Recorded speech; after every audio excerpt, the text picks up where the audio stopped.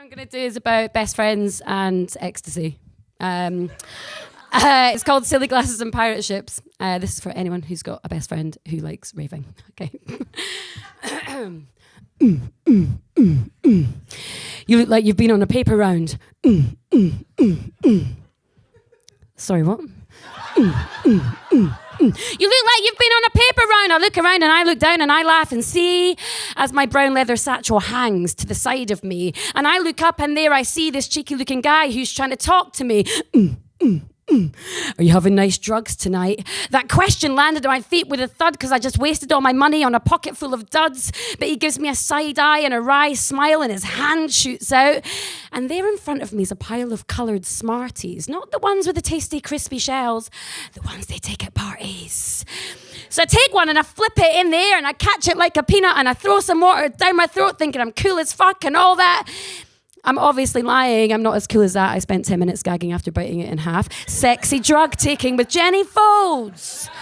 A few hours later, with a big grin and wide eyes, my new friend invites me to a party. Much to my surprise, we chatted about some silly stuff for hours and hours on end, and then I gagged on more recreational drugs with my newfound raver friend. But it was just our luck. We were high as fuck, and I said to him, "You couldn't be a primary school teacher." He said, "Why not?" I said, "Because your pupils are too big." And he stops and he looks at me and goes, "What's your favourite book?" And I stop and I say so surely without a second look, "Well, that's easy. It's The Melancholy Death of Oyster Boy by the genius that is Tim Burton." Side note, before the Burton got all rubbish. His face turns to a grin. "Oh, I love that book," he says. So I get ready to recite and clear my throat out to impress. And then the genius that is Mr. Burton tumbles out of my mouth. One day in the park, I had quite a surprise. I met a girl who had many eyes. She was really quite pretty and also quite shocking. I noticed she had a mouth, so we ended up talking. We talked about her flowers and her poetry classes and the problem she'd have if she ever wore glasses. Oh, it's great to know a girl who has so many eyes, but you really get wet when she breaks down and cries. Fast forward 15 years. If this was a movie, there'd be some kind of shit 80s pop music of sorts. When I look back to where we've been and what we've done and what we've seen, it blows my fucking mind. Nights in, nights out, side-splitting, laughing and rolling about, blow up pirate ships with inflatable swords, making up ridiculous songs with lots of silly words, snowball fights on Islington Green with more snow than taken by Charlie Sheen, getting up in the air on cheap airfares and landing down on the ground. What fun could be found? Where would we go next? We didn't really care as long as we were both there.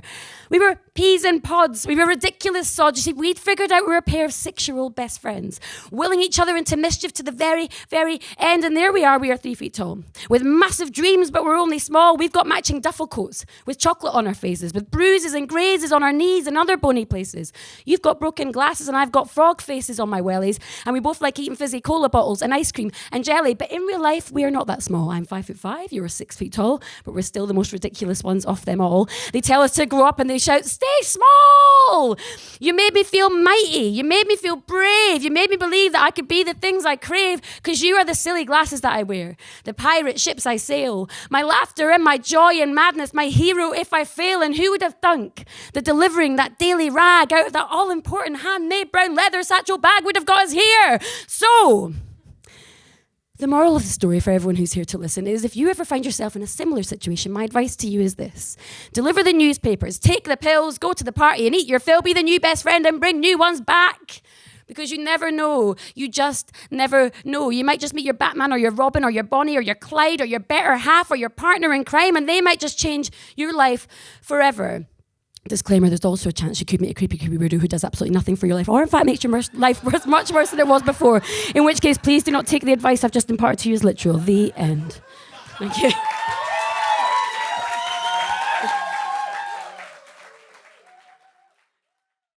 Thank you so much for watching this video. If you enjoyed it, we'd appreciate it if you could hit the like button, if you could hit the subscribe button, and make sure to ring that bell icon so you don't miss any updates from us in the future. If you want to go that extra mile and support us a little further, we do have a Patreon channel with loads of exclusive goodies, and you can sign up for as little as $1 a month. We appreciate your help, guys, and hopefully we'll see you again soon.